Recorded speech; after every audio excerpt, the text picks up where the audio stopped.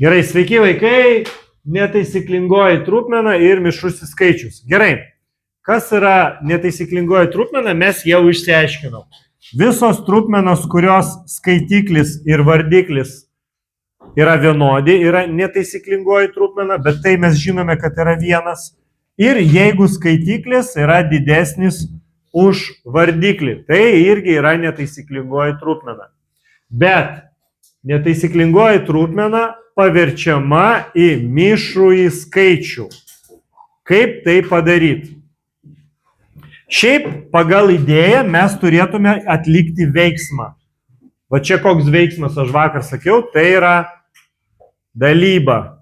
Visi prisimena, kad tai yra dalyba.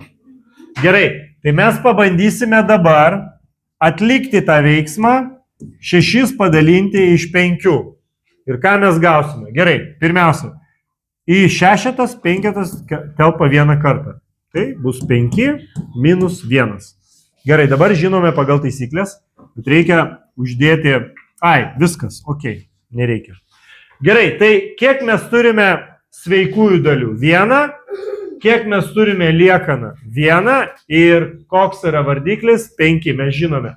5, aš buvau parašęs čia vardiklį. Taigi, jeigu aš norėčiau savo netaisyklingą trupmeną paversti į mišrųjį skaičių, aš turėčiau parašyti, čia yra sveikoji dalis, 1, čia yra gerai, aš parašysiu, sveikoji dalis. Taip, čia yra skaitiklis, liekana yra skaitiklis, 1. Skaitiklis, tai gerai parašysiu, liekana lygu skaitiklis. Skaitiklis. Gerai. O iš ko mes dalinome, kai buvo vardiklis, taip jis ir liko vardikliu. Jis kai buvo vardikliu, taip ir liko vardiklis. Vardiklis. Tai viena sveikoji ir viena penktoji yra mišrusis skaičius. Ne? Viena sveikoji ir viena penktoji. Tai kas toji sveikoji dalis? Tai visos sveikos dalis yra prieš trupmeną, ne? O čia jos yra trupmeninė dalis, to mišraus skaičiaus trupmeninė dalis ir sveikoji dalis. Tai sveikoji dalis yra 1, tai yra vienas sveikas skaičius. Atsiprašau. Ir viena penktoji, tai yra trupmeninė dalis, tai yra ta paprastoji trupmena, kurią mes jau pažįstame. Tai gerai, dabar, jeigu aš jau turiu mišrųjį skaičių ir noriu jį paversti į netaisyklingą trupmeną, man reikia atlikti va šitos veiksmus, tik tai atgal, atvirkščiai. Kaip man tai padaryti? Labai paprastai. Sveikąją dalį dauginu iš vardiklio ir parašau į skaitiklį. Bet dar skaitiklėje jau buvo 5 šiuo atveju. Tai aš turiu pridėti tą 5. O vardiklis, kaip ir šiuo atveju, koks buvo, toks ir liko. Buvo 7, 7 ir liko. Tai dabar skaičiuojame. 3 kart 7 yra 21 ir plus 5, 26 septintosios. Tai yra mūsų netaisyklingoji trupmena, o čia yra jos išraiška kaip mišrusis skaičius. Bet šitie skaičiai yra identiški, jie yra vienodo dydžio, jie yra lygus. Va šitas skaičius ir šitas skaičius, jie yra vienas ir tas pats. Tik tai kitaip užrašyto. Gerai, įsitikinam, kad aš teisingai viską padariau. Aš paimu ir 26 dabar padalinsiu iš 7. Atgal padarysiu veiksmą ir pažiūrėsiu, ar tikrai gerai viską atlikau. Tai gerai, kiek kartų 7 telpa į 26? 3. Tai 21 minusuoju ir man lieka 5. Kaip aš ir minėjau, čia yra sveikoji dalis 3. Čia yra liekana, tai yra skaitiklis 5. Ir čia buvo vardiklis, jis ir liko vardikliu, kaip matote, toks ir liko vardiklis. Ar aš teisingai mišrųjį skaičių paverčiau į netaisyklingą trupmeną? Teisingai.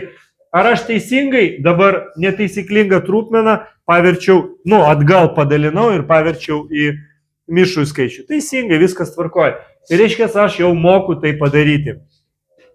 Tai dabar dar kartą.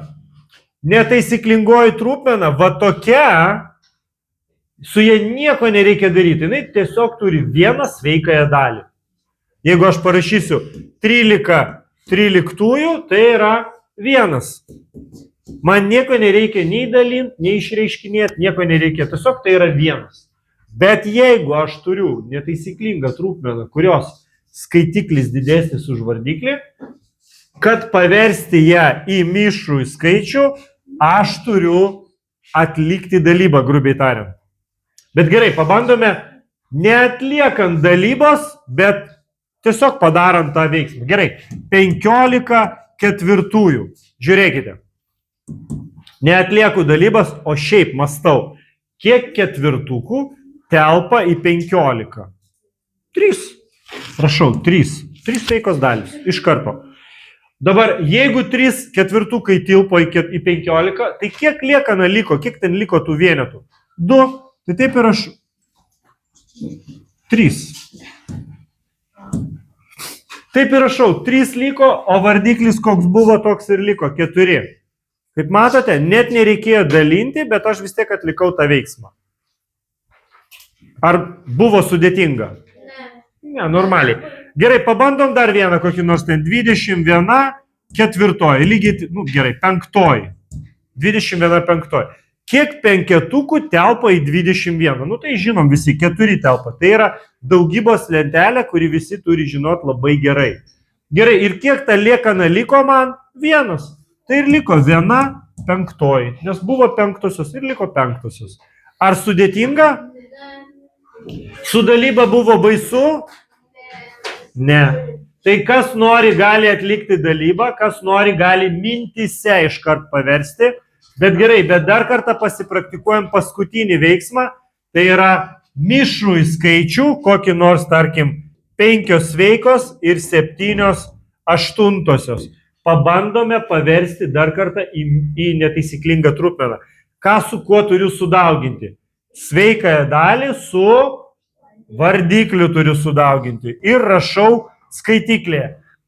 Bet skaitiklėje jau buvo 7, tai man jį reikia dar ir pridėti. O vardiklis liko 8, kaip ir buvo.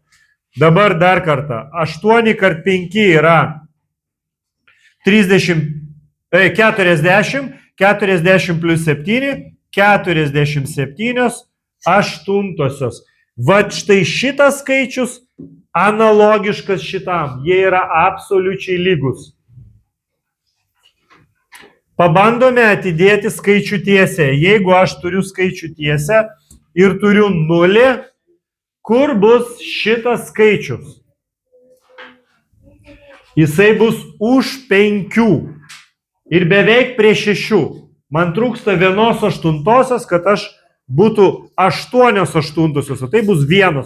O 5 ir 1 bus 6. Tai žiūrim, jeigu čia 1, 2, 3, 4, 5, 6. Kurioj vietoj bus mano skaičius skaičių tiesėje? Jisai bus štai čia, beveik prie 6. Ar matote? Tai jeigu aš parašysiu, kad tai yra 5 ir 7 aštuntosios, aš nesuklysiu. Jeigu aš parašysiu, kad tai šitas brūkšnys mano storas yra 47 aštuntosios, irgi nesuklysiu, tai bus visiškai tiesa. Kaip tai atsitiko? Ogi kiekvienas mano vienetas buvo padalintas į 8 dalis ir tokių dalelių čia yra 47 aštuntosios dalis. Kiekvienas vienetas yra 8 ir kiekvienas sekantis vienetas irgi yra 8 dalis. Tai čia, kol aš skaičiavau po vieną, čia priskaičiavau 48 aštuntasias dalis. O, atsiprašau, 7, jo. Gerai, ar aišku? Gerai, ar turim klausimų? Viskas aišku. Gerai, tai tada sprendžiam uždavinius.